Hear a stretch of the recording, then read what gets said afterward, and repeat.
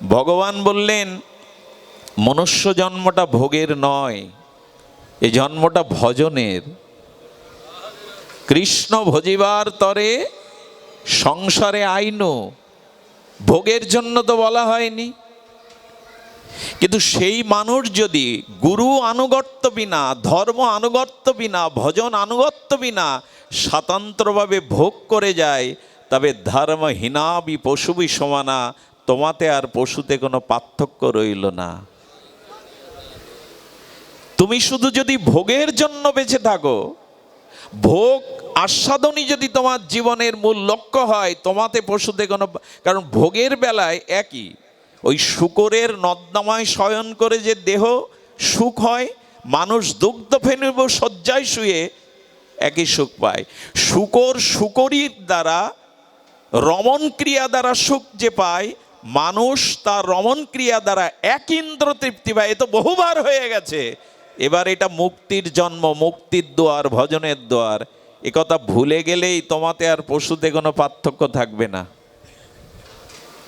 বরঞ্চ অপরাধ নেবেন না। মানুষ আর যেভাবে ইন্দ্রচরিতার্থ করছে, কামর্ত হয়ে অন্ধ হয়ে যেভাবে দেহ ভোগ করছে, তাতে আমরা পশুকেও হার মানিয়েছি। পশুরাও তাদের ঋতু এবং সময়কে উপলক্ষ করে তারা ভোগে রত হয়, কিন্তু মানুষ আজ সেই স্থানে নাই। যশ প্রসাদন্ন গতি কুতপি ধায়ং স্তবং তস্য যশস্ত্রী সন্ধং বন্দে গুরু শ্রীচরণারবিন্দম আজানুলম্বিত ভুজ কনকাবদাত সংকীর্তনৈকপিতর কমলায়তাক্ষ বিশ্বম্ভর দ্বিজবর যুগধর্মপাল বন্দে জগৎ প্রিয়কর করুণায় অবতার নমো ত্রিকাল সত্তায় চ জগন্নাথ সুতায় চ সবিত্রায় সপুত্রায় সকলোত্রায়তে নমঃ বরহা পীড়াভিরামং মৃগমদতিলকং কুণ্ডলক্রান্তমগণ্ডম কংযক্ষং কম্বুকণ্ঠং স্মিত শুভগমৌখং স্বাধরে ন্যস্তবেনুম শ্যামং শান্তং ত্রিভঙ্গং রবিকর বসনং ভূষিতং বৈজয়ন্ত বন্দে বৃন্দাবনস্তং যুবতী শতবৃতং ব্রহ্মগোপাল বেশম তপ্ত কাঞ্চন গৌরাঙ্গী রাধে বৃন্দাবনেশ্বরী বৃষভানুসুতং দেবী স্ত্বং নমামি হরিপ্রিয়ে তুলসী কাননং যত্র যত্র পদ্মবনানি চ পুরাণ পাঠনং যত্র তত্র সন্নিহিতহরি বাঞ্ছা কল্পতরুভশ্চ কৃপা সিন্ধুভ্য এব চ পতিতানাং পাবনেভ্যো বৈষ্ণবেভ্যো নমো নমঃ মূকং করোতি বাচালং পঙ্গুং লঙ্ঘায়তে গিরিম যৎকৃপাতমহং বন্দে পরমানন্দমাধবম নারায়ণং নমস্কৃত্য নরং চৈব নরোত্তমম দেবীং সরস্বতীং ব্যাসং ততো জয়মুদরায়ত। ওম নমো ভগবতে বাসুদেবায়। জয় রূপ সনাতন ভট্ট রঘুনাথ শ্রীজীব গোপাল ভট্ট দাস রঘুনাথ।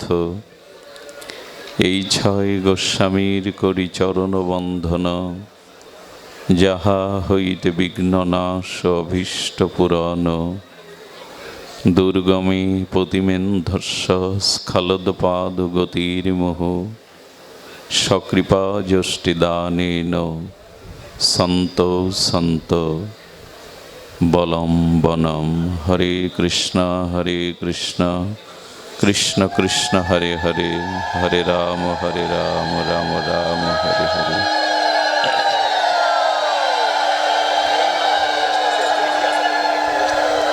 ভাগবতে শুয়ে দেন। প্রণত দেহিনাম পাপকর্ষণম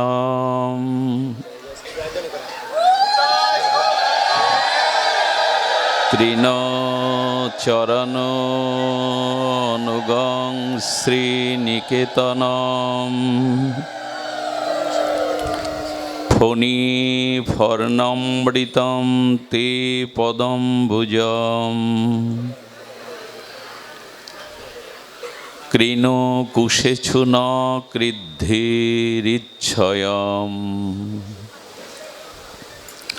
কলিযুগ পাবন অবতার, পরম প্রেমময়, প্রেম পরতত্ত্ব সীমা, অখিল পরাৎপর ভক্তবৎসল, সর্বজীবের আশ্রয় স্বরূপ, অকারণ করুণা বরুণালয়, সর্ব অবতার সার শিরোমণি শ্রী শ্রী শচীনন্দন নদিয়া বিহারী শ্রী গৌর হরি, পরম পাবন পতিত উদ্ধারণ পতিত তারণ, প্রেম চিন্তামণি দাতা শিরোমণি, পরম কারুণিক পরম দয়াল শ্রী শিল নিতাই চাঁদের মহা অনুকম্পায়, শ্রী শ্রী রাধা দামোদরের অহৈতুকী করুণায় অনুকম্পায়, শ্রী শ্রী ঊর্জাধর নিয়ম সেবা বা কার্তিক ব্রতের এই মহা অনুরাগের মহাভজনের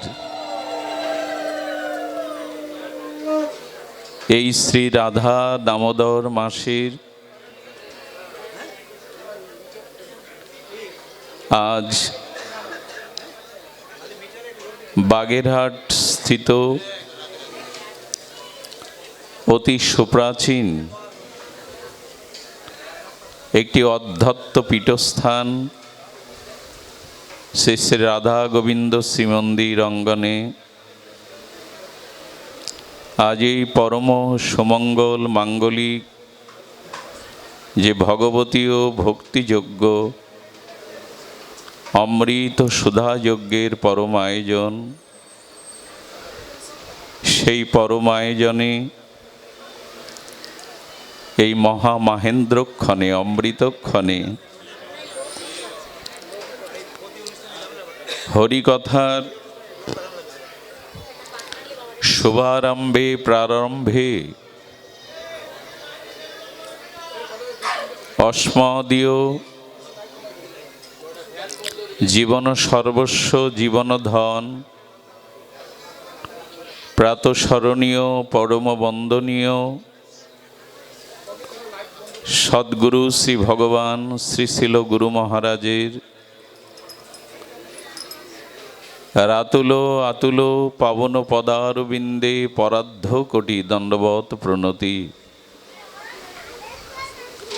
সমাগত মহাপ্রভুর প্রিয় অনুরাগী ভগবত কথা প্রেমিক শুদ্ধ বৈষ্ণবজন, আচার্যজন, মহন্তজন, সাধুজন, বৈষ্ণবজন, সুধীজন, শ্রদ্ধাশীলা ধর্মশীলা দেবীমূর্তি, মাতৃশক্তি মাতৃগণ, সকল ভক্তচরণে সশ্রদ্ধ দণ্ডবত প্রণতি। প্রণত দেহিনাম পাপকর্ষণম।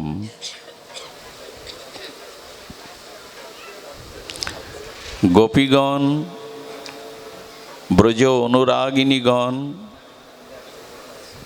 তাদের ব্রজ জীবন, তাদের প্রাণের প্রাণারাম আর ব্রজেন্দ্রনন্দনের চরণে নিবেদন করছেন। প্রণত দেহিনাম, বসো বাবা বসো, প্রণত দেহিনাম পাপকর্ষণম।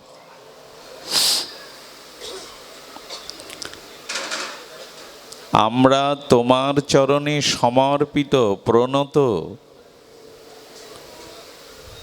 কারণ তোমার চরণে প্রণত বা শরণাগত হলে তুমি সমস্ত পাপ কর্ষণ করে, অমঙ্গলকে কর্ষণ করে আর মন হরণ করে প্রেম দিয়ে দাও। প্রণত দেহিনাম পাপকর্ষণম। যদি কেহ শ্রী ভগবানের চরণে প্রকৃষ্ট রূপে প্রণত হতে পারে, আত্মসমর্পিত হতে পারে, ভগবান সেই ভক্তের অনন্ত জন্মের অমঙ্গল অর্থাৎ পাপাদি কর্ষণ করে তার সমস্ত অমঙ্গল হরণ করে, তার মন প্রাণকে হরণ করে সেখানে প্রেম দিয়ে দেন। তো সেই ভগবানের চরণে সমর্পিত হওয়া, প্রকৃষ্ট রূপে নত হওয়াই আমাদের জীবনে পরম শ্রেয়। মানুষের জীবনে তিনটি তত্ত্ব আছে, একটি প্রেয়, একটি শ্রেয়, একটি পরম শ্রেয়। খুব ধ্যান দিন, কোলাহল মুক্ত শান্ত সমাহিত হয়ে হরিকথা শ্রবণ করুন। কোলাহলের মধ্যে কিছু পাওয়া যাবে না। একটি হলো প্রেয়। আমার মতো মাদিস অজ্ঞজীব, জ্ঞানন্ধ, গুরু কৃপা অধন্য আর বিষয় জড় বহির্মুখ জীব প্রেয়কেই চেয়ে বসি আমরা। প্রেয় মানে প্রিয়তা। স্ত্রী, পুত্র, পদ, প্রতিষ্ঠা, যশ, খ্যাতি, ইহকাল পরকালের যে সুখপ্রাপ্তি, স্বর্গপ্রাপ্তি বা মুক্তিপ্রাপ্তি, এগুলি স্বর্গপ্রাপ্তি বা ইহজাগতিক সুখ, সম্মান, সমৃদ্ধি, সম্মান, এই প্রাপ্তিকে বলে প্রেয়। ধন, জন, পুত্র, পরিজন, সুন্দরী রমণী, মৃত্যুর পরে স্বর্গ সুখাদি কে না চায়? এটা কার না প্রিয় লাগে? কিন্তু শাস্ত্র বলছেন এই প্রেয়কে চাইতে গেলে জন্ম মৃত্যু বন্ধন মুক্ত হতে পারবে না, অভিশাপ মুক্ত হতে পারবে না। যদি এগুলি চাও তো পুনঃ পুনঃ জন্ম মৃত্যু চক্রে অভিশাপে আবর্তন হতে হবে, এর থেকে তোমার কল্যাণ হবে না। আর যদি শ্রেয় চাও, শ্রেয় মানে মুক্তি, যাতে স্থায়ীভাবে আমার সুখ হয়। স্থায়ী সুখ কিসে হবে? যদি আর পুনরায় মাতৃজঠরে প্রবেশ না করি, মনুষ্য দেহ জন্মগ্রহণ না করি, তাহলে কর্মফল ভোগ করতে হবে না। ক্ষুধা, তৃষ্ণা, জন্ম মৃত্যু, জরাব্যাধি থেকে মুক্ত হব। এই ক্ষুধা, তৃষ্ণা, জরাব্যাধি, জন্ম মৃত্যু, প্রারব্ধ, কর্ম, যন্ত্রণা থেকে মুক্তি তো নিজের সুখের ব্যবস্থা। এই মুক্তিকে বলে শ্রেয়। বলেন এটিও চেয়েও না। এতে ভজন থাকবে না, এতে রস অনুভূতি থাকবে না, এতে প্রিয় পরমের সাথে মিলন থাকবে না। চিনি হতে যেও না, চিনি আস্বাদনের ইচ্ছা জাগাও। চিনি হয়ে লাভ কি? চিনি আস্বাদনের ইচ্ছা জাগাও। মুক্তি চেয়ে লাভ কি? মুক্তি তো স্থায়ী সুখের বন্দোবস্ত। অর্থাৎ আমার জন্ম নেই, মৃত্যু নেই, জরাব্যাধি, অভিশাপ, কর্মফলের প্রারব্ধ নেই, আত্ম নিজ সুখ। বলেন এটি শ্রেয়, তবে এটি চেয়েও না। কি চাইতে হবে? পরম শ্রেয়। সেই পরম শ্রেয় হলো শ্রী হরিচরণে পূর্ণ প্রেম ভক্তি প্রাপ্তি হলো প্রকৃত শ্রেয়। শ্রী ভগবানের চরণে পূর্ণ বিশুদ্ধ কেবলা নিষ্কাম প্রীতি ভক্তি, এটি হলো পরম শ্রেয়। এটি চাইবার লোক জগতে বড় বিরল। আমি তোমার চরণে, তোমার সুখবিধানে, তোমার সেবা তাৎপর্যে শুধু প্রেম ভক্তি চাই, অন্য কিছু নয়। এই জন্য প্রেয় নয়, শ্রেয় নয়, পরম শ্রেয় ভাগবতের প্রতিপাদ্য বিষয়। যা কিছু পরম প্রাপ্তি পরম শ্রেয় সেটা মৃত্যুর আগে প্রস্তুতি নিন, মৃত্যুর পরে কিন্তু নিজের কিছু করার থাকবে না। মৃত্যু সমাগত, মৃত্যু আসছে। দেখুন, অতিবৃষ্টিতে, অতি বর্ষা অতিবৃষ্টিতে পুষ্করণী নদ নদীর মাছগুলো জল ছাপিয়ে জলের সাথে ডাঙায় হাঁটতে থাকে। এ দৃশ্য গ্রাম বাংলার মানুষের চিরচেনা। অতিবৃষ্টিতে নদ নদী খাল বিল পুষ্করণী ছাপিয়ে গেলে সেই উচ্ছ্বসিত ছাপানো জলের সাথে মাছগুলো হেঁটে ওপরে উঠতে থাকে, এসে কোনো ধান খেতে, সবজি খেতে, যেখানে কৃষকের আল দিয়ে ঘেরা আছে ওইখানে আটকে যায়। এখন মিন বা মাছগুলোর অনুভূতি হলো আমি পুষ্করিণীতেই আছি, আমি খাল বিলে গভীর জলেই আছি। ওই জন্য ওখানে খেলতে থাকে, আনন্দ করতে থাকে। কিন্তু যেই শরৎ ঋতুর গমন হয়, ঋতু শরতের সূর্যের তাপকিরণে জলগুলো বিন্দু বিন্দু করে শুকিয়ে যেতে থাকে। জলগুলো যে শুকাচ্ছে এই চিন্তা মাছের নাই। তেমনি আমরা এই সংসার নিয়ে, প্রিয় বস্তু নিয়ে মাতামাতি করছি, মনে করছি ভালোই আছি, সুখেই আছি, কিন্তু দিন দিন আমাদের আয়ু কিন্তু ফুরিয়ে আসছে। মিন বা মাছগুলো বুঝতে পারে না, মনে করে আমি পুষ্করিণীতেই আছি, জলেই আছি। জলে তো নাই, তরঙ্গে ওই ধান্য, অল্প ধান্য ক্ষেতের মধ্যে আটকে তার অনুভূতিতে এই ভাবনা আমি জলেই আছি। কিন্তু শরৎ এসে ধীরে ধীরে তাপকর্ষণে জল শুকাতে থাকে। একদিন শুকনো জলে ওখানেই মরে পড়ে থাকতে হয়, অন্যের শিকারের কারণ হতে হয়। এই জন্য তোমারও গোনা দিন, আয়ু ক্ষয়ষ্ণু হতে হতে ধীরে ধীরে মৃত্যু এগিয়ে আসছে। যা করবার মৃত্যুর আগে এই শ্রেয়কে সাধন করে নাও। আমাদের এই ভাবনা কোথায়? আমাদের এই ভাবনা কোথায়? আমার মতো মানুষের যতই হাজার বোঝাতে চেষ্টা করুন, মৃত্যুকে বোঝাতে পারবেন না। আমরা অনেক কিছু বুঝি, কিন্তু মৃত্যুকে মেনে নিতে চাই না, মৃত্যুকে বুঝতে চাই না যে মৃত্যু সম্মুখে অপেক্ষামান। এই জন্য সময় থাকতে, মৃত্যুর পরে তো কিছু দেহটা থাকবে না, মৃত্যুর পরে দেহ থাকবে না, তখন আপনি কিছুই নিজের স্বতন্ত্রভাবে করতে পারবেন না।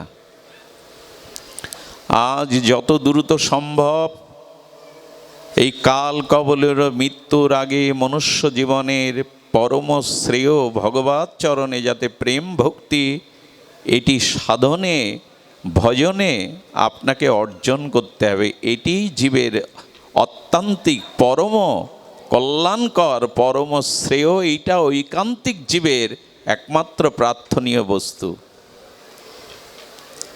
কিন্তু প্রেম ভক্তি আপনি স্বতন্ত্রভাবে পাবেন না, খুব ধ্যান দিয়ে শুনতে হবে। ভাগবত একটু গভীরে না গেলে আমরা প্রবেশ করতে পারবো না। স্বতন্ত্রভাবে যদি জীবনযাপন করেন, জীবন অতিবাহিত করেন, প্রেম ভক্তি অধরাই থেকে যাবে, বঞ্চিত থেকে যাবেন। আমাদের এই ভজনটি হলো সাধুগুরু বৈষ্ণব শুদ্ধ ভক্তজনের আনুগত্যময় ভজন। আনুগত্য ছাড়া স্বতন্ত্রভাবে আপনি প্রেম ভক্তি পাবেন না। আর মনুষ্য জীবনটা স্বাতন্ত্র নয়, পরতন্ত্র। একবার বৃন্দাবনে এক মহাত্মার মুখে একটি প্রবচনে শুনেছিলাম, দিল্লিতে রাজভবনের সামনে যে রাজপথটা আছে, ওই রাজপথে একটি সরল লোক লঘু সংখ্যা করে। লঘু সংখ্যা মানে প্রস্রাব করা। এখন সিকিউরিটি গার্ড যারা, প্রেসিডেন্টের যারা ওই রাজপথ গার্ড দেন, এখন তো একটা ময়লাও ফেলতে দেন না, তাকে ধরে কোর্টে চালান করেন। দিন বিচারক তাকে প্রশ্ন করছে, আপনি এই রাজভবনের সামনে এই রাজপথে কেন লঘু সংখ্যা করলেন? বললেন, ধর্মাবতার, আমার সামনে একটা ঘোড়া বাঁধা ছিল, ওই তো লঘু সংখ্যা করলো রাজপথে, ওকে তো কোর্টে চালান করা হলো না। একটা গাধাও দেখলাম প্রস্রাব করলো, ওকে তো ধরে নিয়ে আইনের সামনে আনা হলো না। কিন্তু আমি এই প্রজাতন্ত্র সরকারকে কর দিই, খাজনা দিই, আমি রাজপথে লঘু সংখ্যা করলে আমাকে কেন বিচারের কাঠগড়ায় উঠতে হবে?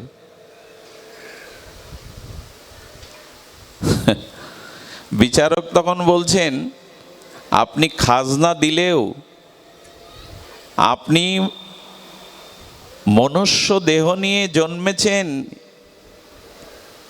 এই দেশে এই রাষ্ট্রে আপনি খাজনা দিলেও আপনাকে এই কাজের জন্য জবাবদিহিতা করতে হবে।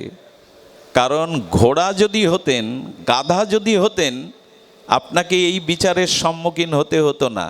কারণ ওদের জন্য কোনো আলাদা নিয়ম কানুন নাই। আপনি মানুষ, আপনি স্বতন্ত্র না। আপনি এই দেশের কাছে, আইনের কাছে, বর্তমান সংবিধানের কাছে আপনি দায়বদ্ধ। ঘোড়া গাধা কি দায়বদ্ধ? ওদের কি কোনো নিয়মাবলী আছে? আপনি ট্যাক্স দিলেও, খাজনা দিলেও বর্তমান সংবিধানে আপনি দায়বদ্ধ। আপনি যেখানে সেখানে যাতা করতে পারেন না। তেমনি দেবদুর্লভ, জ্ঞান ও বিজ্ঞান প্রধান, বিবেক প্রধান মানুষ যা ইচ্ছা খুশি করতে পারে না। সে শাস্ত্রের কাছে, গুরুর কাছে, ধর্মের কাছে দায়বদ্ধ।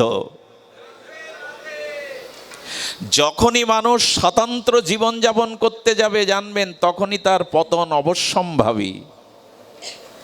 স্বতন্ত্রভাবে চলতে যাবেন না, শাস্ত্রের আনুগত্যে চলুন, শ্রীগুরু পাদপদ্মের আনুগত্যে চলুন, ভগবানের সংবিধানে ধর্মপথে চলুন। স্বতন্ত্রভাবে চলতে গিয়েই আজ আমাদের জীবন, আমাদের সমাজ আজ এই স্থানে এসে পৌঁছেছে। দেখুন, আনুগত্য ব্যতীত কিছু পাওয়া যাবে না। কথাটি খুব ধ্যান দিয়ে হৃদয়ঙ্গম করতে হবে। স্বতন্ত্রভাবে আপনি এই পথে কিছু পাবেন না।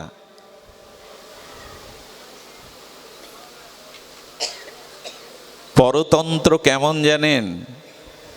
আমাদের গৌড়ীয় আচার্যগণ বলেছেন যে দেখুন,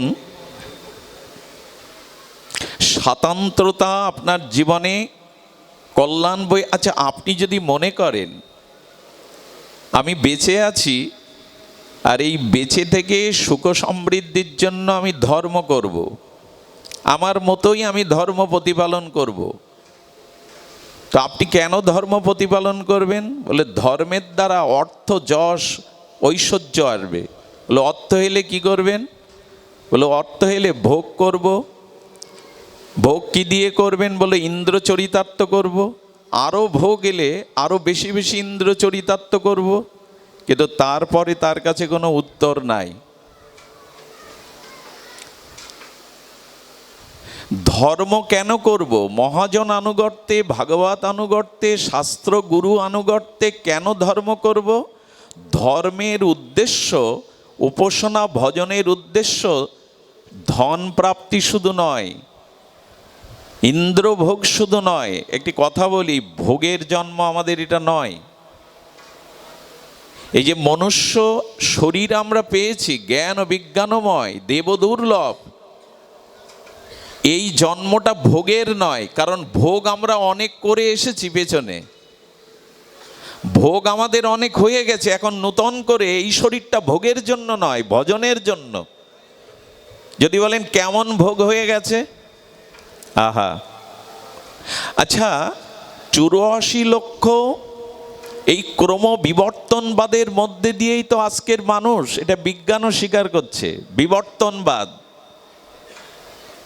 এই ক্রম বিবর্তনে 84 লক্ষ আমাদের ভাগবত শাস্ত্রের সিদ্ধান্তে, যখন আমি শূকর জন্ম পেয়েছিলাম, জলচর, স্থলচর, খেচর, উভয়চর হয়েছি তো যখন আমি শূকর জন্ম পেয়েছিলাম, তখন আমি বিষ্ঠা পেয়ে শান্তি পেয়েছিলাম। কি বিষ্ঠা?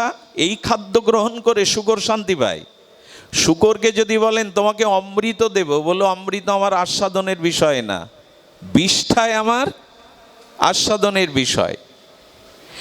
এখন দেবরাজ ইন্দ্র অমৃত পান করে যে আস্বাদনের সুখ পান, একটি শূকর বিষ্ঠা পান করেও সেই খাদ্য গ্রহণ আস্বাদনে যে সুখ, দুইজনের সমান।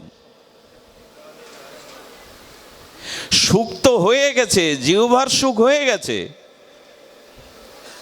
কি করে বোঝায় বলুন তো? বোঝাও কঠিন, বোঝানো আরো কঠিন। আমি শূকর জন্মে যে বিষ্ঠা আস্বাদন করে সুখ পেয়েছি, আর দেবরাজ ইন্দ্র অমৃত পান করে একই সুখ পেয়েছে। মানুষ সর্বশ্রেষ্ঠ লেজ্জ পেয়েও জিহ্বায় রসাস্বাদন করে ওই ক্ষুধা নিবৃত্তির সুখ একই পায়। আর একটা দৃষ্টান্ত শুনুন। শূকর নর্দমার প্রতি দুর্গন্ধময় পোকামাকড় জলে শুয়ে সুখ পায়, আর মানুষ দুগ্ধ ফেনো নিব সুকোমল শয্যায় শুয়ে সুখ পায়। শয়নের সুখ একই। এই সব ভোগগুলো আগে হয়ে গেছে আপনার আমার, অনেক জন্ম হয়ে গেছে। ভগবান বললেন মনুষ্য জন্মটা ভোগের নয়, এই জন্মটা ভজনের। কৃষ্ণ ভজিবার তরে সংসারে আইনো, ভোগের জন্য তো বলা হয়নি। কিন্তু সেই মানুষ যদি গুরু আনুগত্য বিনা, ধর্ম আনুগত্য বিনা, ভজন আনুগত্য বিনা স্বতন্ত্রভাবে ভোগ করে যায়, তবে ধর্মহীনাবি পশুবি সমানা, তোমাতে আর পশুতে কোনো পার্থক্য রইল না। তুমি শুধু যদি ভোগের জন্য বেঁচে থাকো, ভোগ আস্বাদনই যদি তোমার জীবনের মূল লক্ষ্য হয়, তোমাতে পশুতে কোনো, কারণ ভোগের বেলায় একই। ওই শূকরের নর্দমায় শয়ন করে যে দেহ সুখ হয়, মানুষ দুগ্ধ ফেনিব শয্যায় শুয়ে একই সুখ পায়। শূকর শূকরীর দ্বারা রমণ ক্রিয়া দ্বারা সুখ যে পায়, মানুষ তার রমণ ক্রিয়া দ্বারা এক ইন্দ্র তৃপ্তি পায়। এ তো বহুবার হয়ে গেছে। এবার এটা মুক্তির জন্ম, মুক্তির দ্বার, ভজনের দ্বার। একথা ভুলে গেলেই তোমাতে আর পশুতে কোনো পার্থক্য থাকবে না। বরঞ্চ অপরাধ নেবেন না। মানুষ আর যেভাবে ইন্দ্রচরিতার্থ করছে, কামর্ত হয়ে, অন্ধ হয়ে যেভাবে দেহ ভোগ করছে, তাতে আমরা পশুকেও হার মানিয়েছি। পশুরাও তাদের ঋতু এবং সময়কে উপলক্ষ করে তারা ভোগে রত হয়, কিন্তু মানুষ আজ সেই স্থানে নাই। ধর্মহীনাবি পশুবি সমানা। যদি ত্যাগ, বৈরাগ্য, সংযম না থাকে, তুমি যদি সাধু শাস্ত্র গুরুর আনুগত্যে সংযত জীবন যেমন না করো, তোমাতে পশুতে কোনো পার্থক্য নেই। এবং জেনে রাখো, এইভাবে ভোগ করতে করতে শরীরটা ছাড়লে আগামী জন্মে পশুকুলেই যেতে হবে। মনুষ্য জন্ম প্রাপ্তির ভাগ্য হারিয়েই ফেলবে। এই জন্য স্বতন্ত্রভাবে জীবন চালাতে যাবেন না। আপনাকে ধর্ম দেখুন, আমাদের জীবনের বেঁচে থাকার উদ্দেশ্য অর্থ রোজগার, অর্থ রোজগারের উদ্দেশ্য ভোগ সম্বর সঞ্চয়, ভোগ সম্বর সঞ্চয় করার উদ্দেশ্য হলো ইন্দ্র তৃপ্তি, আরো বাড়িয়ে আরো ইন্দ্র তৃপ্তি। এটা মানুষের জীবনের লক্ষ্য নয়। বেদ ভগবান কি বলেছেন? জীবস্ব তত্ত্ব জিজ্ঞাসা, এর এক একটি কথা আমাদের জীবন পরিবর্তনে খুব প্রয়োজন। বললেন তুমি বেঁচে আছো কেন? বেঁচে আছো জীবস্ব তত্ত্ব জিজ্ঞাসা, সেই ঈশ্বরকে জানার জন্য, তত্ত্বকে জানার জন্যই বেঁচে আছো। কিন্তু অর্থ প্রয়োজন নেই বলে আছে, এটা গৌণ। মুখ্য হলো ঈশ্বরকে জানা, তত্ত্বকে জানা, আর গৌণ হলো অর্থ উপার্জন। এটাকে মুখ্য করতে যেও না। আর অর্থ কেন প্রয়োজন? অর্থের দ্বারা ধর্ম করবে বলে। ধর্ম কেন করব? জীব জগতের কল্যাণ হবে বলে। অর্থ নিজে ভোগ করব এই উদ্দেশ্যে অর্থ সঞ্চয় করো না, অভিশাপ দেখা দেবে। অর্থের দ্বারা ধর্ম করব, দেশ ও দশের কল্যাণ করব, এই উদ্দেশ্যেই অর্থ সঞ্চয় করো। আজকে যারা এই অনুষ্ঠানের পেছনে অর্থ নিয়োগ করেছেন, যারা অর্থ পরিশ্রম নিয়োগ করেছেন, তাদের অর্থটা সার্থক। কারণ অর্থ যদি দেশ ও যতে ধর্মের কল্যাণে, সমাজ কল্যাণে, মঙ্গল কাজে ব্যয় না হয়, সে অর্থ অভিশাপ হয়ে দেখা দেয়। জীবস্ব তত্ত্ব জিজ্ঞাসা, বেঁচে থাকার একমাত্র লক্ষ্য হলো তত্ত্ব জিজ্ঞাসা, ঈশ্বরকে তত্ত্ব তো জানা। সুধীজন, মালা তো আছে, মালা নিয়ে জ্বালা বাঁধাবার দরকার নেই, মালা তো আছে। জয় শ্রী রাধে, জয় শ্রী রাধে। দেন দাদা, দাদার কাছে।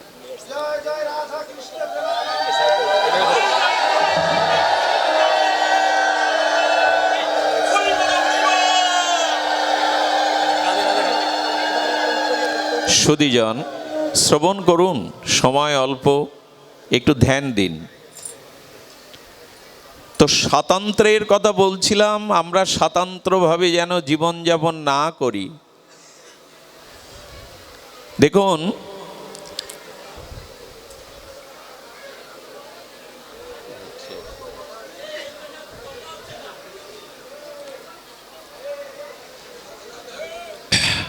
আমার একটা দুর্বলতা আছে, অযোগ্যতা আছে, আমি কোলাহলের মধ্যে ভাগবত খুঁজে পাই না।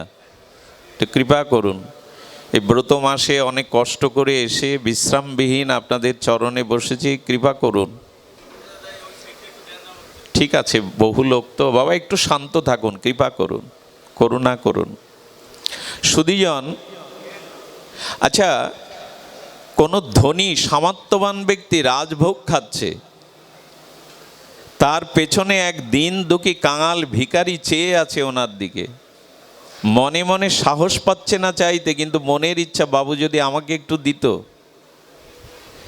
মুখ ফুটে বলেই বসলো, বাবু ওই আস্বাদ্য রাজভোগ যদি কিঞ্চিত আমাকে দিতেন। অনুরোধের আর আকুতি নিয়ে চাইলো। আপনি পারবেন তাকে উপেক্ষা করতে? এই হলো আনুগত্য।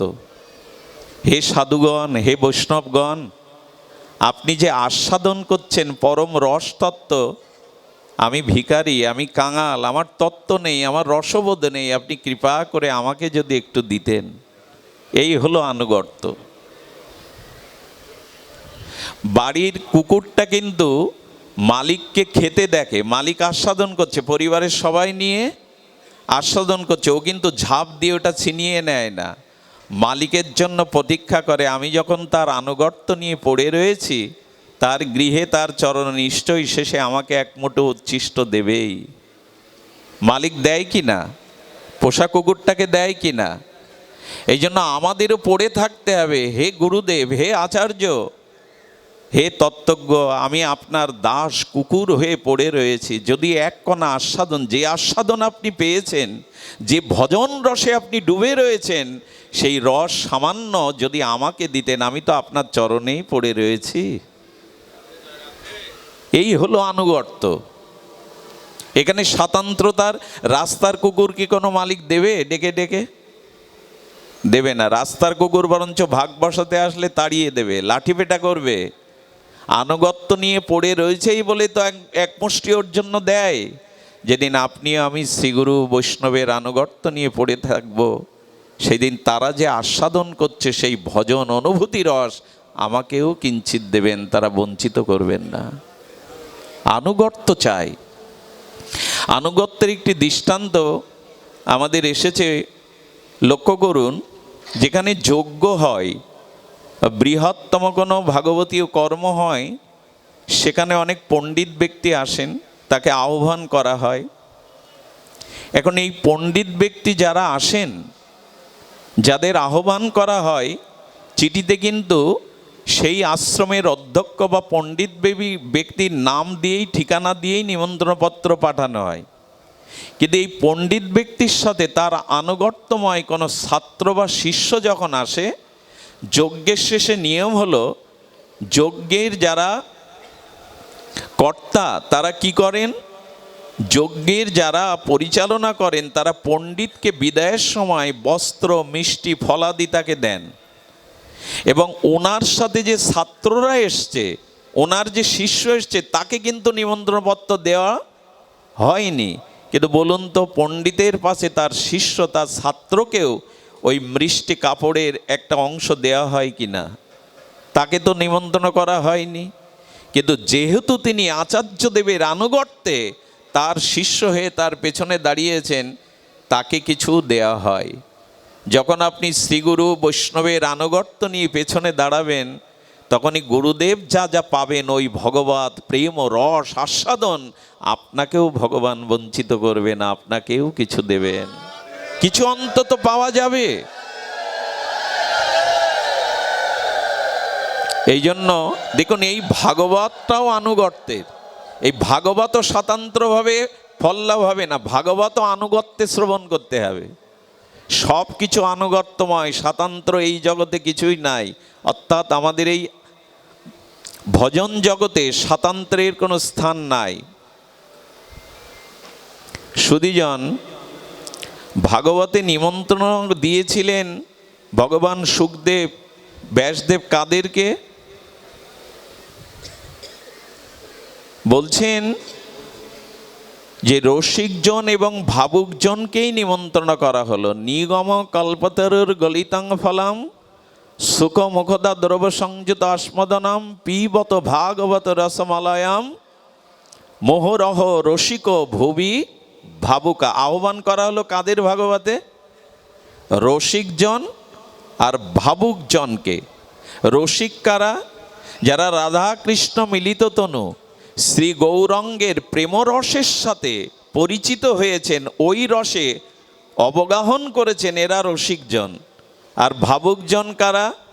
যারা ভগবানকে জানার জন্য, ভজনের জন্য, প্রেম প্রাপ্তির জন্য এই মনুষ্য জন্ম পেয়েছে, এই ভাবনাতেই যারা একটি ক্ষণ অবার্থ রূপে কাল কাটান না, প্রতিটি সময়কে কাজে লাগান ভজনে, ঈশ্বর স্মরণে, মননে, নাম চিন্তনে, লীলা চিন্তনে, নিত্য নিরন্তর ভগবৎ স্মৃতি অনুধ্যানে যারা সময়টা, কালকে ব্যর্থ হতে দেন না, এরা ভাবুকজন।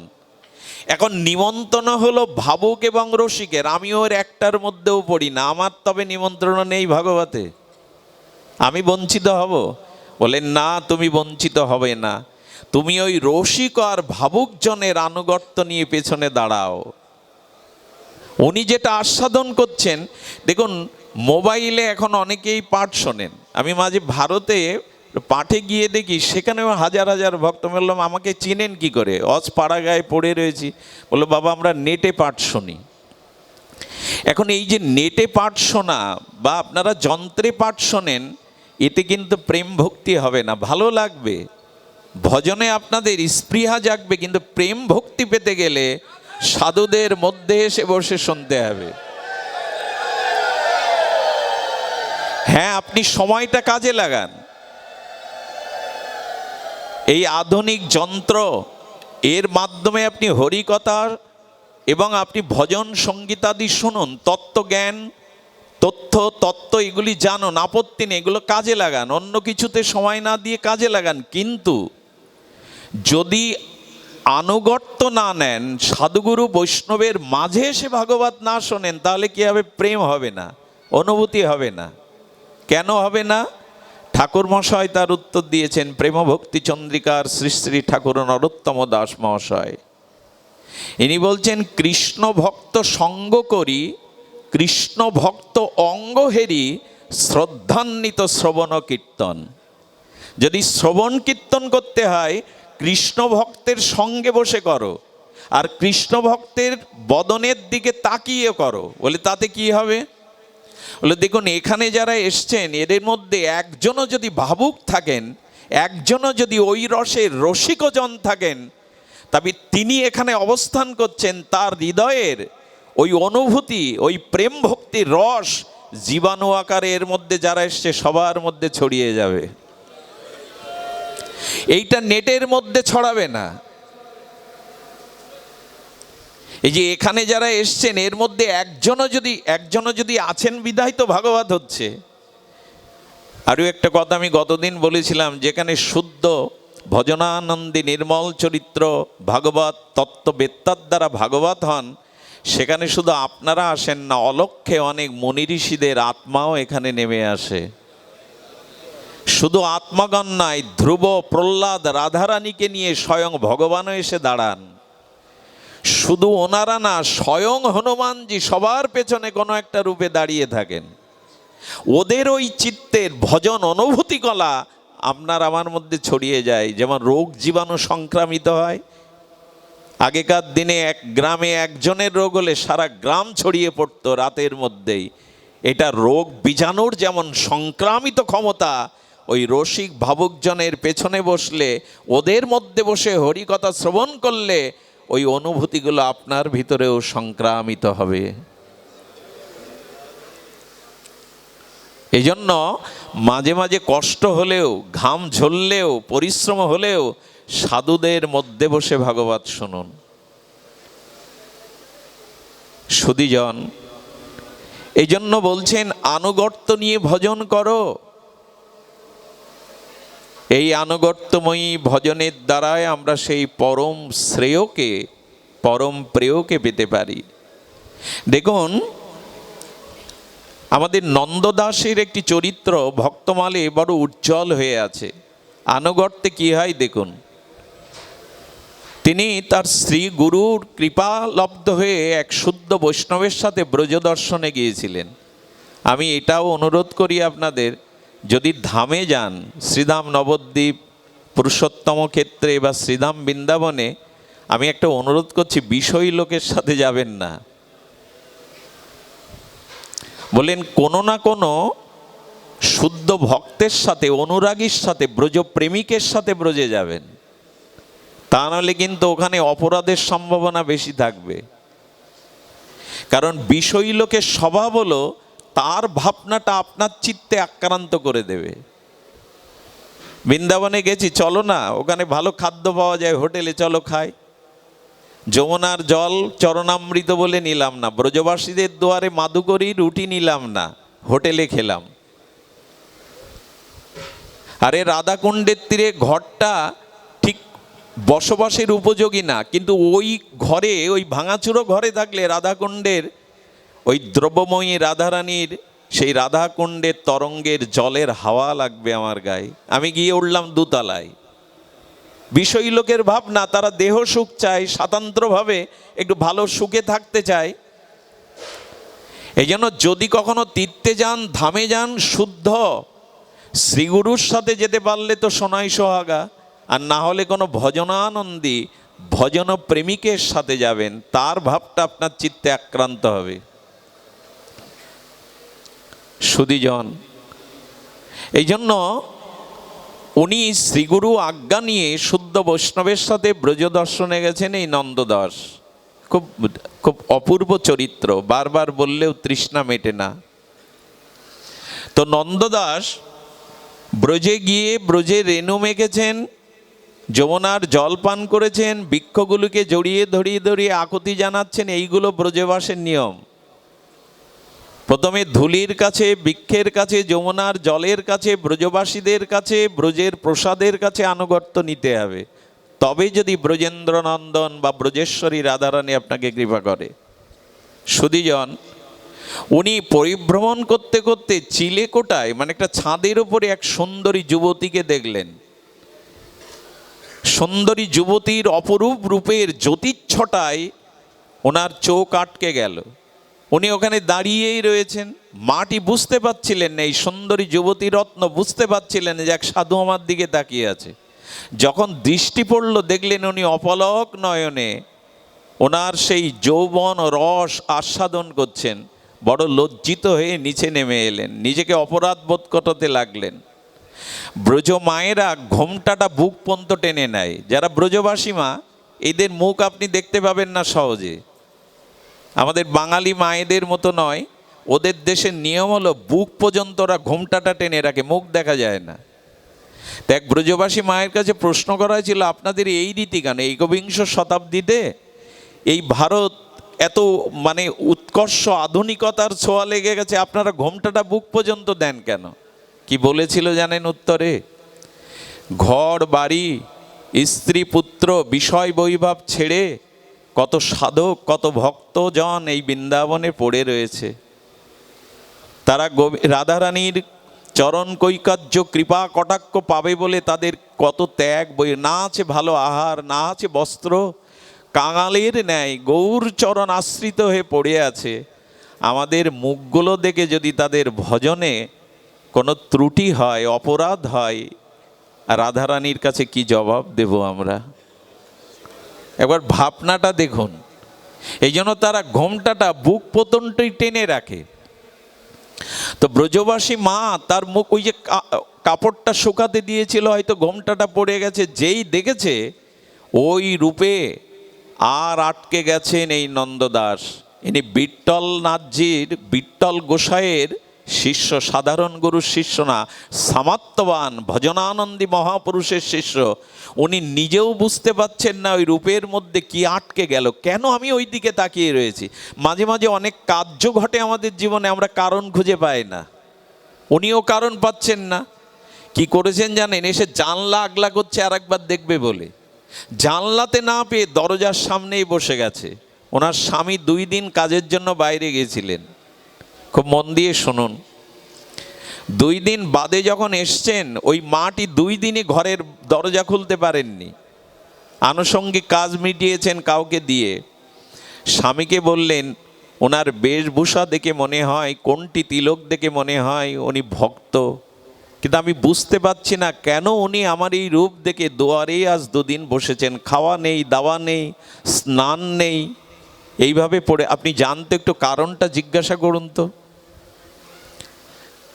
ওরা তো ব্রজবাসী, সহজে কাউকে অপমান করতে চান না। এসে বলছে, বাবাজি অপরাধ নেবেন না, আপনি ভক্ত রূপে এই ব্রজধামে এসছেন, আর আমরাও ব্রজে বাস করার সৌভাগ্য পেয়েছি রাধারানীর কৃপায়।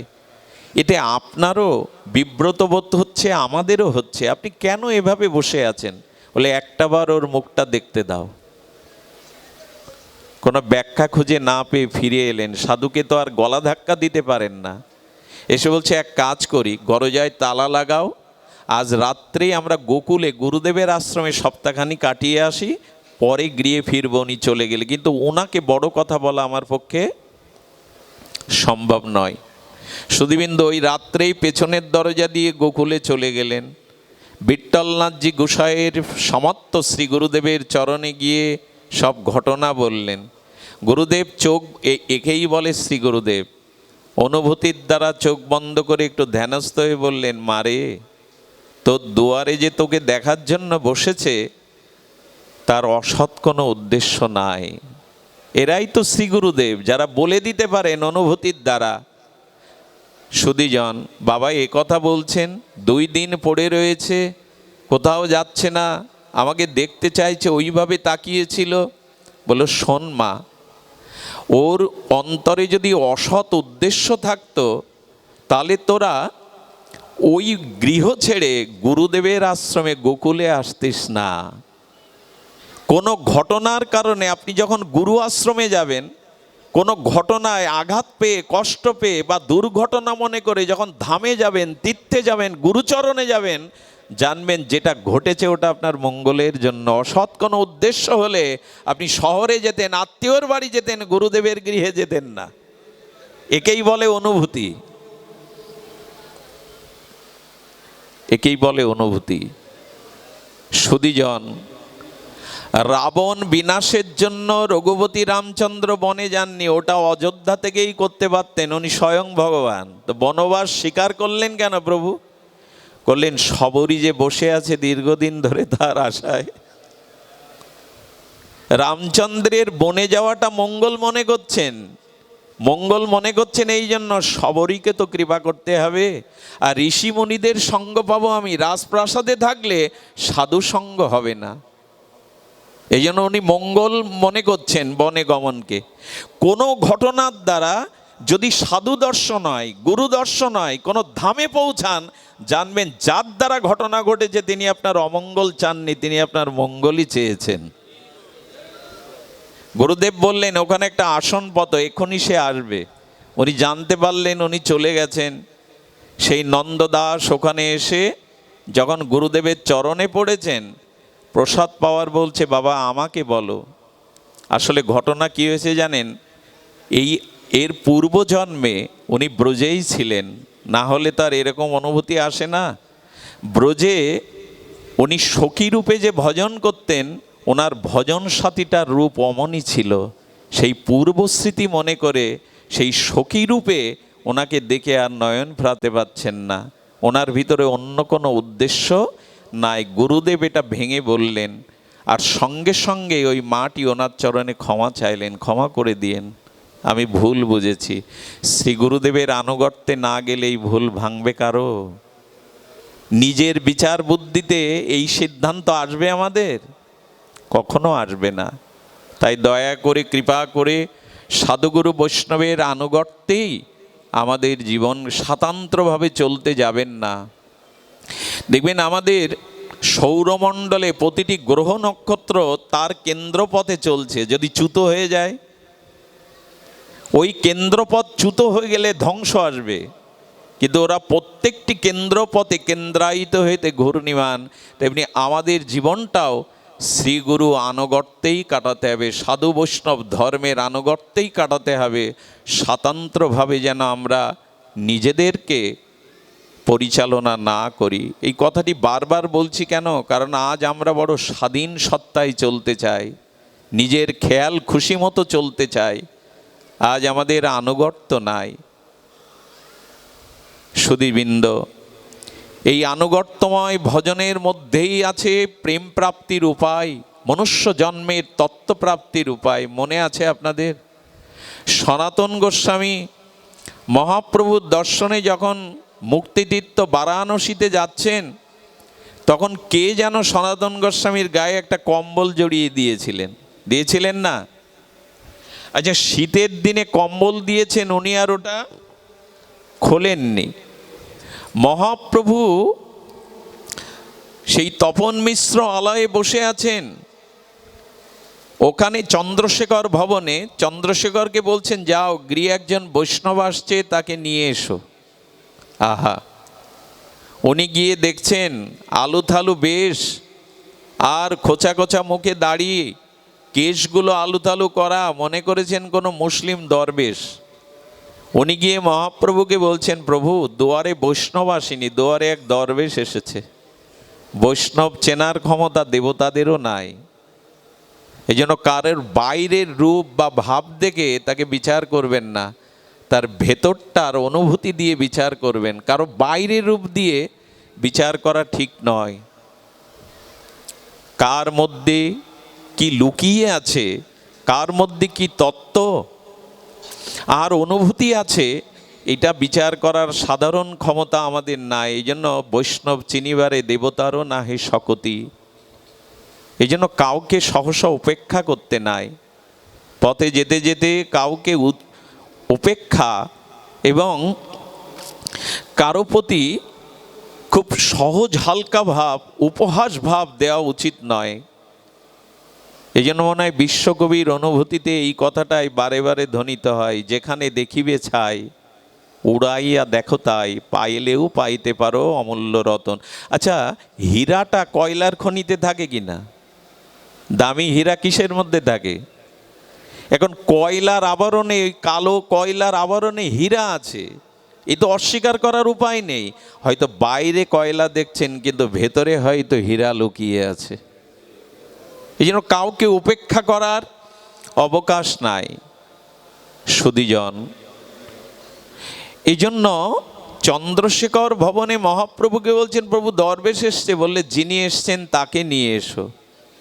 সুধীবৃন্দ, মহাপ্রভুর সামনে গিয়ে অবনত মস্তকে আর দৈন্য দীনতা নিয়ে যখন সনাতন দাঁড়িয়েছেন, মহাপ্রভু আসন থেকে উঠে সনাতনের দিকে দৃষ্টিপাত করে যখন দৃষ্টিপাত করেছেন, প্রভু হঠাৎ থেমে গেছেন। থেমে গেছেন কেন জানেন? থেমে গিয়ে সনাতন গোস্বামীর দিকে আর তার করুণার দৃষ্টিতে চাইছেন না। এখন সনাতন গোস্বামী অনুভবী জন, মহাপ্রভুর নিজ প্রিয় পরিকর।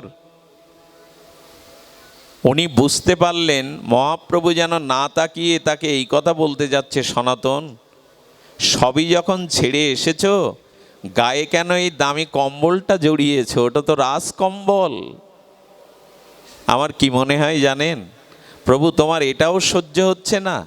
রাজমন্ত্রী সনাতন রাজ ঐশ্বর্য ছেড়ে পথের ভিখারি হয়ে পরের দেওয়া একটা কম্বল গায়ে দিয়েছে, এটাও তোমার সহ্য হচ্ছে না? বলেন, সনাতন তোমরা যদি কাঙাল না হও, দিনহীন না হও, পরবর্তী ও গৌড়ীয় বৈষ্ণবগণ এই ত্যাগ বৈরাগ্য শিক্ষা নেবে না। তোমাদের যদি ত্যাগ বৈরাগ্য তিতিক্ষা না থাকে, তাহলে অন্যরা নেবে না। আমাদের এখন সব থেকে বড় সমস্যা, সামনে পথ দেখাবার মানুষের খুব অভাব। আরে ঘর বাড়ি ছেড়ে সাধু হয়েছি তিনতলা এয়ার কন্ডিশনে থাকার জন্য, আজকে তো ওই অবস্থায় হচ্ছে। সংসারী মানুষ সকালে মঙ্গল আরতি দিয়ে ব্যবসায়, অফিসে, চাকরিতে যায়, কৃষিকাজে যায়। আর আমার মতো যদি কেউ আশ্রমে যায় সংসার ছেড়ে, সে কি করে? মঙ্গল আরতি দিয়ে ভজন করে একবেলা ঘুমিয়ে নেয়। আরে ঘুমানোর জন্যই কি আশ্রমে গেছো? সামনে এখন আলো দেখাবার মানুষের খুব অভাব। এই জন্য মহাপ্রভু জানছেন যে রূপ সনাতনের দ্বারা জগতে ভক্তি ধর্ম, ভক্তি সিদ্ধান্ত শিক্ষা দিতে হবে। এরা ভালো খাওয়া, ভালো পড়া, ঐশ্বর্যের মধ্যে থাকলে মানুষ এদের আদর্শ নেবে না। প্রভু যেন বলতে চাইলেন, সব রোগ যখন সারতে এসেছো, একটু রোগ কেন রেখে দিয়েছো? সে কাঙাল হয়ে যখন এসেছো সর্বস্ব ত্যাগ করে, কম্বলটা কেন এখনো গাড়ে চড়িয়ে আছো? এটা বলা লাগেনি। এই অনুভূতিতে সনাতন বাইরে চলে গেলেন। আহারে, গিয়ে কি দেখলেন জানেন? এক বাঙালি ভিখারি তার গায়ের ছেঁড়া কাঁথাটা শতছিদ্র, সেই কাঁথাটা জলে চুবিয়ে রৌদ্রে শুকাতে দিয়েছে। রাজমন্ত্রী সনাতন, বৃহস্পতি সমজার জ্ঞান, তিনি গিয়ে এই ইনার আনুগত্যে হাত জোড় করে ভিখারির ন্যায় বলছে, দেবে আমাকে ভিক্ষা দেবে? আপাদমস্তক ভিখারি তাকে বলছে, তোমাকে দেখে মনে হয় তুমি কোনো রাজ, যুবরাজ, রাজার রাজা। তুমি ঠাট্টা করছো ভিখারিকে পেয়ে? বললে, না গো, আজ আমার থেকে বড় কাঙাল এই সংসারে কেউ নাই। তুমি দাও না, তোমার ছেঁড়া কাঁথাটা আমায় দাও না, বিনিময় তুমি আমার এই কম্বলটি নাও। মনে মনে ভাবছেন, কে ইনি? শতছিদ্র ছেঁড়া কাঁথাটা চেয়ে নিজের দামি কম্বলটা, এই ভোট কম্বলটা দিতে চাইছেন কেন? বিনা প্রশ্নে উনি দিয়ে দিলেন। সনাতন গোস্বামী স্নান করে যখন কাপড় পরবেন, তখন একটি নূতন কাপড় চন্দ্রশেখর তাকে এনে দিচ্ছেন। এই দেখুন আমাদের আচার্যদের অনুভূতি। নূতন কাপড়টা পেয়ে বলছেন, এটা নেওয়ার আমি অধিকারী না, আমি তো কাঙাল। কাঙালের এরকম নূতন বস্ত্র পরিধেয় করা উচিত নয়। আপনি যদি দিতে চান, কৃপা করে আপনার পরিধেয় একটা পুরাতন বস্ত্র আমাকে দেন। এই পুরাতন বস্ত্রটা দুভাগ করে কৌপিন করে পরেছিলেন, আর একটা গায়ে জড়িয়েছিলেন। এইখান থেকে আমাদের বাবাজিরা এইভাবেই এই বস্ত্র পরিধান, রাধাকুণ্ডে যারা আছে বাবাজি মহারাজ পরিধান করেন। এই অবস্থায় যখন মহাপ্রভুর সামনে গিয়ে বসেছে, বৈরাগ্যের আনুগত্য নেওয়ার জন্য আসন থেকে উঠে সনাতনকে জড়িয়ে ধরতে গেছে। সনাতন বারবার অবনত মস্তকে দৈন্য নিয়ে পিছিয়ে যাচ্ছেন, ছুঁয়ো না প্রভু, আমার মতো পামরকে, আমার মতো পাপীকে, আমার মতো ভোগীকে তুমি ছুঁয়ো না। সারা জীবন ঐশ্বর্য ভোগ করেছি প্রভু, তোমার এই চিরশাশ্বত আর পবিত্র অঙ্গ কলুষিত হবে, আমাকে ছুঁয়ো না। মহাপ্রভু তখন একটি বিখ্যাত ভাগবত শ্লোক বলেছিলেন, মহাপ্রভু সনাতনকে দেখে দুবাহু বাড়িয়ে বললেন, অক্ষ ফলং তা দিশ দর্শনহি। হে সনাতন, তোমার মতো ভক্তকে দর্শন করা এই চোখের ফল লাভ। ভগবান আমাকে চক্ষু দিয়েছেন তোমার মতো শুদ্ধ ভক্তকে দেখবার জন্য। যতদিন সাধুগুরু বৈষ্ণবের প্রতি এই দৃষ্টি না যাবে ততদিন চোখের সফলতা নাই। জিহ্বা ফলং তা দিশ কীর্তন হে। হে সনাতন, তোমার মতো ভক্তের গুণকীর্তন করাই হলো এই জিহ্বার ফল লাভ, প্রাপ্তি লাভ। এই জিহ্বা পেয়েছি ভক্তের গুণকীর্তন করার জন্য, ভগবানের গুণমহিমা সংকীর্তন করার জন্য। জিহ্বাটা শুধু পরনিন্দা পরচর্চায় আন কথায় কাটিয়ে দেওয়ার জন্য না।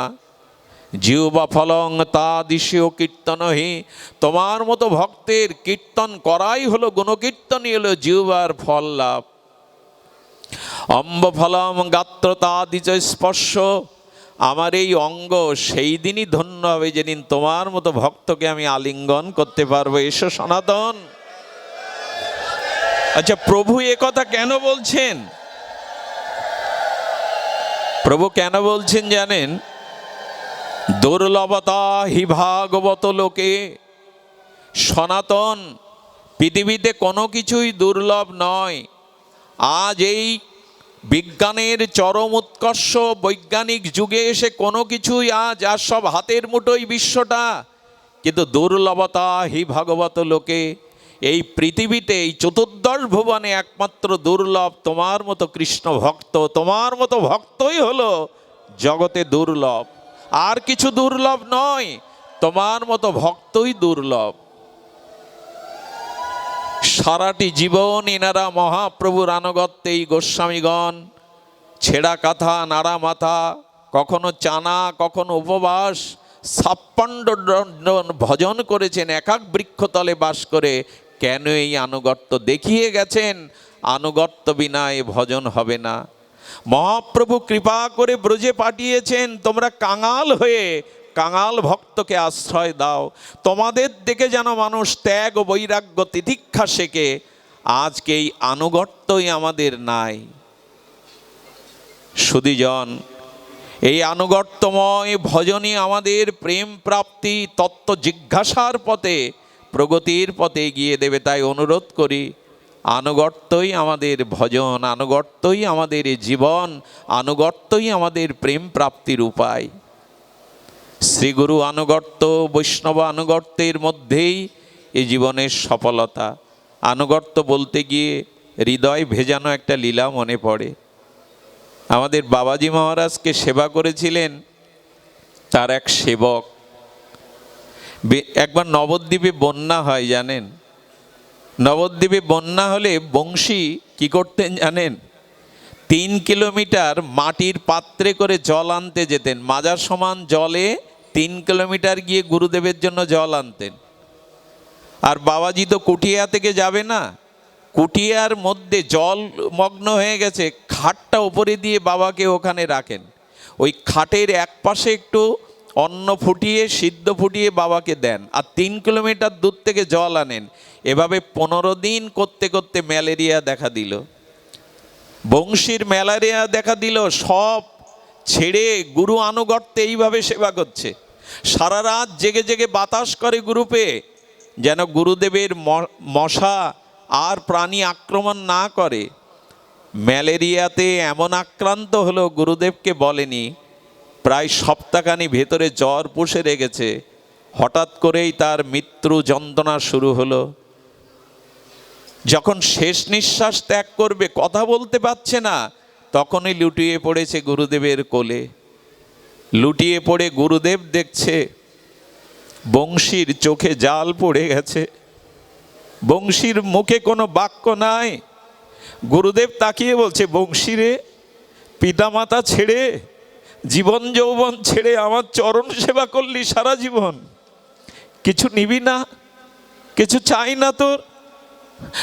হাত ইশারা করে বলছেন, অন্য কিছু চাই না, আপনার চরণ সেবা যেন জন্ম জন্মান্তরে করতে পারি। অস্পষ্ট স্বরে বলে চলেছেন, কিছুই চাই না।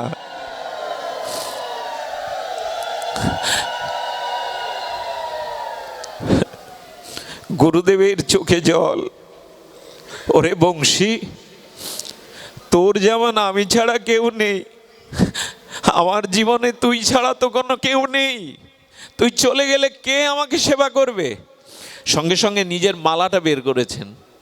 মালাটা বের করে বংশীর মাথায় মালাটা রেখে নাম করছে আর বলছে, বংশী, আমার কাছ থেকে জমেরও সাধ্য নাই তোকে কেড়ে নেওয়ার। বল জমকে আসতে, জমকে আসতে বল, সাধ্য নেই জমেরও আমার কাছ থেকে তোকে নিয়ে যাবে রে বংশী। মালাটা মাথায় রেখে নাম করতে লাগলেন। 15 মিনিট পর বংশী সুস্থ হয়ে গুরুচরণে প্রণাম করলো। জম ফিরে গেল। আনুগত্য ছাড়া হয় গো, আনুগত্য ছাড়া হয় না। এজন্য শ্রীগুরু বৈষ্ণব মহতের আনুগত্যে জীবন কাটান। আমাদের ভারতবর্ষের ইতিহাস যদি দেখেন, বৈদিক সনাতন সভ্যতার ইতিহাস যদি দেখেন, রামচন্দ্র চক্রবর্তী সম্বট সূর্যবংশের, কিন্তু কোনো কর্ম বশিষ্ঠদেব বিশ্বামিত্রের আনুগত্যে ছাড়া তারা করেননি। ভগবান শ্রীকৃষ্ণ পর্যন্ত সান্নিধ্য ঋষি ছাড়া, গর্গ ঋষি ছাড়া কোনো কাজ করতেন না। ভগবানও আনুগত্য মেনেছেন। আমাদের জীবনে এখন আনুগত্য নাই। বড়দের মানি, গুরুজনদের মানি, পিতামাতাকে মানি। সুধীজন, আনুগত্য নিন। বড় বাবাজি মহারাজকে সেবা করেছিলেন এরকম এক যুবক, সারা জীবন সেবা করেছেন। বড় বাবাজি মহারাজ বলছেন, কিরে, আমি আর লীলাতে থাকবো না, অপ্রকাটে চলে যাচ্ছি, তোর কিছু চাই না? নীরবে চোখের জল ফেলে হাত জোর করে বললেন, কিছুই চাই না, তবে শোন, তোকে আমি বৈকুণ্ঠ গতি দিতে পারি। এই দেখুন সামাত্য সদ্গুরুদেবের ভাষা। বললেন, তোকে আমি বৈকুণ্ঠ গতি দিতে পারি, স্বর্গের পদও দিতে পারি যদি তুই চাস। কি চাই তোর? বারবার বললেন, আমি যা চাই আপনি তা আমায় দেবেন না গুরুদেব। হে পরমারাধ্য, হে শ্রীচরণ, আপনি আমায় তা দেবেন না। বলে, বলতে পারলি তুই? শোন, আজকে চেয়ে নে। সারাটা জীবন সেবা করেছিস, নিজ সুখের দিকে তাকাসনি, আজকে চেয়ে নে। বলো, বলছি তো, আমি যা চাইবো আমাকে তা আপনি দেবেন না। বলেন, কি চাই তোর বল? বলো, বলতে পারি যদি আমার মাথায় হাত দেখে আপনি প্রতিজ্ঞা করেন। বলে, এখনো তোর আস্থা আসলো না, বিশ্বাস এলো না তোকে আমি সব দিতে পারি? বলেন, ওই জন্য তো বলছি, মাথায় হাত দেখে বলুন, যা চাইবো দেবেন। একটু ভেবে বললেন, ঠিক আছে, চেয়ে নে। সারা জীবন সেবা করেছিস, নিজ সুখের জলাঞ্জলি দিয়ে চেয়ে নে। অনেকক্ষণ নীরব থেকে সজল নয়নে বললেন, তবে দিন। কি চাইতে হয় এটাও জানতে হয় আনুগত্যে। আপনি আমায় দিন। আমি সারা জীবন দেখেছি, আপনি আসনে বলে যখন নিতাই বলেন, হা নিতাই, তখন আপনার চোখ দিয়ে গঙ্গা যমুনার ধারা জল পড়ে। আমাকে ওইটুকু দিন যে আমি নিতাই বললে যেন আমার নয়নে নয়ন জল ভেসে যায়, ওইটুকু আমায় দিন। আমি নিতাই বললে যেন আমার নয়নে প্রেমাশ্রু বিগলিত হয়। দেখুন, কারো হৃদয়ে প্রেম আছে এটা বোঝা যাবে কি করে? আমার মতো এরকম আসরে ব্যাসপীঠে বসে চোখের জল ফেলে অন্যকে দুর্বল করাতে শুধু বোঝা যাবে না প্রেম আছে। অভিনেতারাও তো কাঁদাতে পারে, মঞ্চে, যাত্রা মঞ্চে অভিনেতারাও কাঁদায়, কিন্তু না, এই চোখের জলের সাথে যদি হৃদয়ের অনুভূতি যোগ থাকে, এই চোখের জলের আগের যে ভাব, যে নিষ্ঠা, যে নামে রুচি, আসক্তি, এইগুলো লক্ষণ যদি থাকে, তবে সে চোখের জলের মূল্য অনেক বেশি। ভগবান সব কিছু সহ্য করতে পারেন, ভক্তের চোখের জলকে উপেক্ষা করতে পারেন না। এটি ভগবানকে বড় বিগলিত করে দেয়। তবে লোক দেখাবার জন্য না, আসর মাতানোর জন্য না। যদি ঘরে দোদ দিয়ে একান্তে নিতাই বলে কাঁদতে পারেন না, দেখবেন অনেক জন্মের আবর্জনা ধুয়ে মুছে গেছে। আসরে কান্নাটা ঠিক নয়, কিন্তু পারিও না। অনেক চেষ্টা করি, মহাত্মারা ধীর যারা, তারা চোখের জলকে কণ্ঠে আটকে দেয়, চোখে আটকে দেয়। আমি তো দুর্বল, পারি না, একাকী ভগবানের সামনে যদি নিতাই বলে কাঁদতে হবে। এই জন্য ঠাকুরমশাই তার প্রার্থনাতে এই অনুভূতি জানিয়েছে। বলুন তো কবে হবে? গৌরাঙ্গ বলিতে হবে পুলক শরীর, হরি হরি বলিতে নয়নে বহে নীর। কবে হবে আর? সংসারের জন্য রামকৃষ্ণ পরমহংসদেব বললেন, ওরে স্ত্রী পুত্র রোগ শোকের সংসারের জন্য তো ঘটি ঘটি কাঁদলি, কৃষ্ণ বলে তো কাঁদতে পারলি না। কৃষ্ণ বলে কবে কাঁদবি একাকী? রাধারানী বলেছিলেন, ললিতার সখীর প্রশ্নে ঠাকুরানী প্রেমময়ী বলেছিলেন, ললিতা বলেছিল, এত কাঁদিস কেন রায়, এত কাঁদিস কেন রাধা? রাধারানী বললেন, চোখের জল পড়লে দেখবেন একটা পথ তৈরি হয়, রেখা তৈরি হয়, হয় না? শুকিয়ে গেলে একটা রেখা তৈরি হয়। রাধারানী বললেন, দেখ গোবিন্দ আসবেন, আমার প্রাণনাথ আসবেন, পথটা ধুয়ে না দিলে হয়, পরিষ্কার করে না দিলে হয়? ওই পরিষ্কার পথেই তো, ওই পথবেই তো গোবিন্দ আসবেন আমার হৃদয়ে, আমার নয়নে। ও বলছেন যেন নিতাই বললে আপনার মতো আমার চোখে ও গঙ্গা যমুনার ধারা বয়। গুরুদেব নীরব হয়ে গেলেন। কেন জানেন? এটাই প্রেমের লক্ষণ। এই যে হৃদয়ের শতোৎসারিত প্রেম থেকেই চোখের জল বিগলিত হয়, কণ্ঠ আর্দ্র হয়। সুধীবৃন্দ, যখনই গুরুদেব নীরব হয়ে আছেন, বলে বলছিলাম না আপনি আমায় দেবেন না, কিন্তু প্রতিজ্ঞা করেছেন মাথায় হাত দিয়ে, কিছুক্ষণ নীরব থেকে রঙ্গে স্পর্শ করে বললেন, যা, আমার যা কিছু জন্ম জন্মান্তরের সম্পদ আজ তোকে দিলাম আমি। সেই থেকে যখনই উনি নিতাই বলতেন, পিস্কারির জলযন্ত্রের ন্যায় ওনার চোখ দিয়ে অশ্রু বরিশান হতো। এটা আনুগত্য ছাড়া হয়? আপনার আমার চেষ্টায় বেশি দূর এগোতে পারবো না।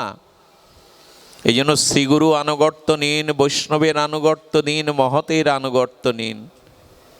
সুধীবৃন্দ, ভগবান, এটি তো দামবন্ধন লীলা। দেখুন, উদুখলে যশোদামা শুধু বাড়লেন না, গোবিন্দ ঘোষণা করছেন এই লীলার দ্বারা। দেখো, ব্রহ্মার পক্ষে কল্পনাও যা নয়, লক্ষ্মীর পক্ষেও যা ভাবনাতেও আসে না, শিবাদি নারদের পক্ষে যা কল্পনারও অতীত যে আমাকে কেউ বাঁধতে পারে। কিন্তু যশোমতী মা আমাকে কেন বাঁধলো বা আমিও কেন বন্ধনে ধরা দিলাম জানো? কারণ আমি ভগবান, স্বতন্ত্র হলেও একটি জায়গায় আমি স্বতন্ত্র নয়। এই দেখুন, আমাদের কথা তো বললাম স্বতন্ত্র থাকতে নেই, ভগবানও বলছেন আমি স্বতন্ত্র নই। স্বয়ং বিভু চৈতন্য, অখিল বিশ্বকুলপতি সচ্চিদানন্দ ভগবান, অজর অমর সৎশত চির সাতশত ভগবান, সর্বশক্তিমান তত্ত্ব পরতত্ত্ব, তিনিও বলছেন আমি স্বাধীন নই। বলে, ভগবান তুমি স্বাধীন নয়, বললেন সবখানে স্বাধীন হলো, এক জায়গায় পরাধীন। অহং ভক্ত পরাধীন, আমি ভক্তি ও ভক্তের কাছে পরাধীন। এই দেখুন, ভগবান বলছে আমি পরাধীন। ভগবান স্বাধীন সবখানে, কিন্তু ভক্তের কাছে আমি অহং ভক্ত পরাধীন। আহা, কি ভাগবতের ভাষা, কি এর গভীরতা! অহং ভক্ত পরাধীন। যশোদা বাৎসল্য প্রেমে আমাকে বাঁধতে চেয়েছে, পরিশ্রম করেছে। জগৎ জেনে দাও, আমি ভক্তির কাছে এবং ভক্তের কাছে আমিও পরাধীন। তুমি স্বাধীন থেকো না, ভক্তির কাছে ভক্তের কাছে তুমিও স্বতন্ত্র থেকো না। আচ্ছা, ভগবানের লোভ আছে, একটু কথা বলবেন। ভগবানের কামনা আছে, ভগবানের ক্রোধ আছে, এগুলো ভগবানে মানায় না, থাকলে তিনি ভগবান না। কিন্তু বলছেন, আমি ব্রজলীলাতে, বাৎসল্য লীলাতে মা যশোদার আনুগত্য নিয়ে আমি মা যশোদার কাছে পরাধীন হয়ে, আমার ভিতরেও জেগেছে কামনা, আমার ভিতরেও ক্রোধ, আমার ভিতরেও লোভ। কেমন জানেন? দেখুন, যশোদা মা দধিমন্তন করছেন, আর বদন দিয়ে গোবিন্দের গুণকীর্তন করছেন, অন্তর দিয়ে গোবিন্দের লীলা স্মরণ করছেন, আর হাতে দধিমন্থন করছেন। তনুমন প্রাণ দিয়ে ব্রহ্মালোক ভেদ করে, সত্যলোক ভেদ করে, বৈকুণ্ঠ ভেদ করে তার সুরমূর্ছনা পৌঁছে গেছে গোলক বৃন্দাবনে। ভগবান উঠে এসে চোখে কাজল দেওয়া, ডলতে ডলতে মার আঁচল ধরে মার সামনে এসে ডাকছে, ও মা, ও মা, আমার ক্ষুধা লেগেছে, খেতে দাও। এই দেখুন ভগবানের কামনা আছে কিনা। ভগবান মায়ের দুগ্ধ পাওয়ার জন্য ক্ষুধা নেই, তৃষ্ণা নেই, আপ্তকাম পুণ্যকাম ভগবানেরও কামনা জেগেছে মায়ের স্তনপান করার। এটা বাসনা, এটাও কামনা। আর মাকে ডাকছে, মার সেদিকে সাড়া নেই। আরে জগৎ তাকিয়ে দেখো, হে বেদজ্ঞ বেদবিদগণ তাকিয়ে দেখো, তোমাদের সেই নির্গুণ পরম ব্রহ্ম আজ ভগবান হয়ে মা যশোদাকে ডাকছে, কিন্তু ভক্ত সেদিকে সাড়া দেওয়ার অপেক্ষা নেই। ভক্ত ভগবানকে শুধু ডাকে না, আজ ভগবানও ভক্তকে ডাকছে। এই দেখো যশোদাকে ডাকছে, কিছুক্ষণ পর সাড়া দিলে বললেন বড় ক্ষুধা পেয়েছে। এই তো কামনা জাগলো ভগবানের, মায়ের স্তনপান করার কামনা। আচ্ছা, যখন বুকের দুগ্ধ পান করছেন এই কামনা, আর কি হলো, যখন কোল থেকে নামিয়ে দিল তখন কি এলো, ক্রোধ এলো, ঠোঁট কামড়াতে শুরু করলো, দধিভাণ্ড ভেঙে দিল। এই দেখুন ভগবানেরও ক্রোধ এলো। আর কি এলো, লোভ এলো। কেন জানেন, যখন দুধটা স্তন থেকে টেনে তাকে নামাতে যাচ্ছে তখন আরও পাওয়ার ইচ্ছাটার নাম লোভ। অর্থাৎ ভক্তিতে, ভক্তের আনুগত্যে, ভক্তির আনুগত্যে ভগবানেরও মধ্যে কামনা, ক্রোধ এবং লোভ জেগে যায়। তবে এটা আমাদের মতো না, এটা শুদ্ধ সত্যময় বাসনা, কামনা বা ক্রোধ। আজকে ভক্তাধীন ভগবানেরও চিত্তে এসব জেগে যাচ্ছে। বলিহারি ভক্তি, বলিহারি ভক্তের আনুগত্য নেওয়া ভগবান। সুধীবৃন্দ, আচ্ছা লক্ষ্য করুন তো, অপরাধ করলে মানুষকে বাধা হয় কোথায়? আমি যদি খুব অপরাধ করি, আমার পায়ে নয় হাতাই ডান্ডা বেড়ি দেওয়া হয়। তোমা কোনো অপরাধীকে পেটে বাঁধা হয়? তো যশোদা গোবিন্দকে উদরে বাঁধলেন কেন? বাঁধা উচিত ছিল তো পায়ে বা হাতে, হাত সহ উদরটা বাঁধলেন কেন? আমাদের আচার্যগণ বলেছেন, ভগবান তুমি যে মা যশোদার আনুগত্যে তার মধ্যমাকার পরিচ্ছিন্ন শিশু হয়ে, আর এই মা যশোদার বাৎসল্য রসে আনুগত্যে তুমি যে লীলা করছো, এই লীলাতে যশোদা তোমাকে যশ না দান করলে ভগবান তোমার এত যশ খ্যাতি জগতে হতো না। আরে আশ্চর্য দেয়, যশোদা শব্দের যশ দদাতি ইতি যশোদা, যশস্বী ভগবানকেও যিনি যশ দান করেন তিনি হলেন যশোদা।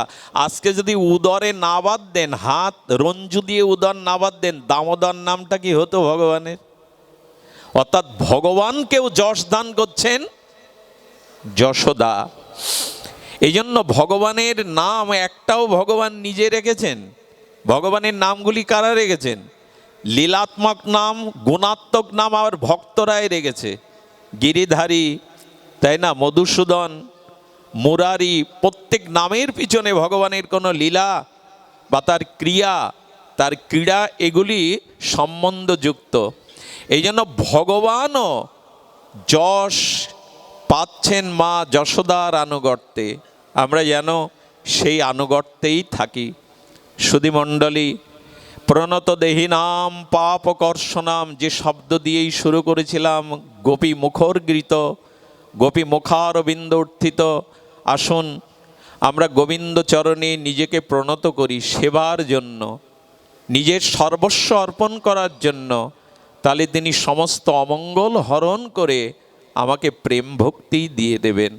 আর এই প্রেম, এই ব্রজপ্রেম, এই ব্রজ আনুগত্য দেওয়ার জন্য নিতাই চৈতন্যের আমাদের এই কলিহত জীবের ভাগ্য আকাশে আগমন।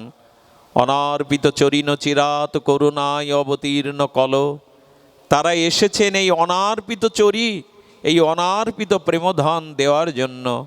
তবে আপনাদের কাছে সর্বশেষ বিশ্রাম কথাতে একটা নিবেদন করি, হরিনামকে সাথে নিয়ে সাধুগুরু বৈষ্ণবের আনুগত্য নিয়ে পথ চলুন।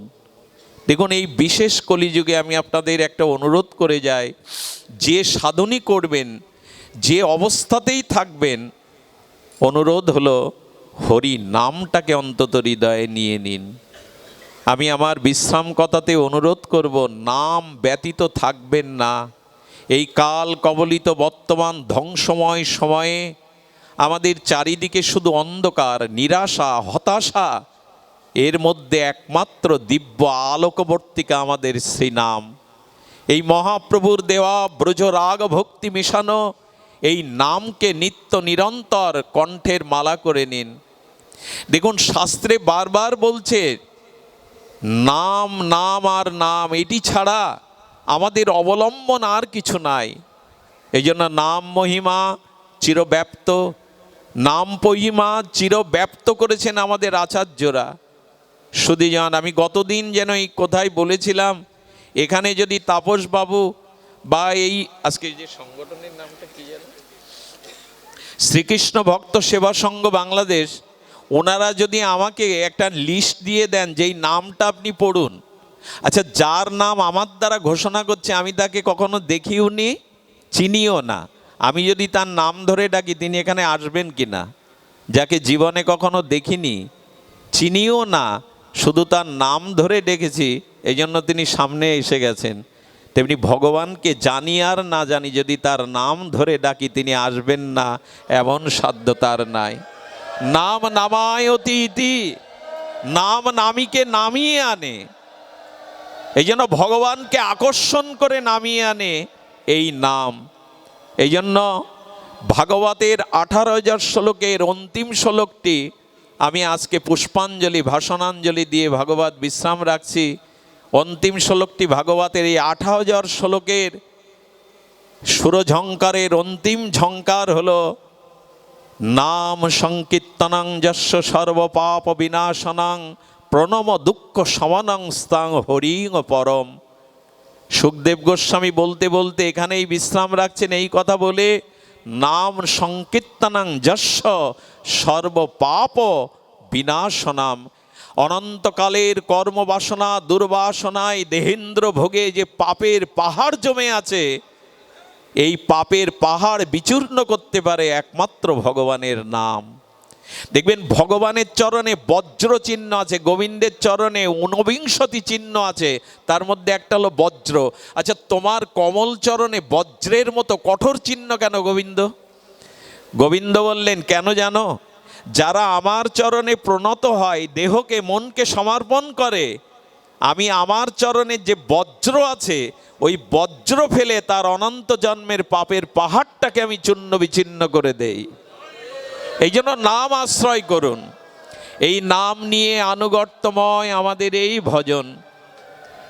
শুধু শ্রীকৃষ্ণ ভক্ত সেবা সংঘ বাংলাদেশের উদীয়মান সনাতন জাগরণের এই সনাতন জাতির একটি মুখপাত্র, এর প্রধান কার্যালয় সম্ভবত নয় 42-43 সিদ্ধেশ্বরী সার্কুলার রোড, ঢাকাতেই।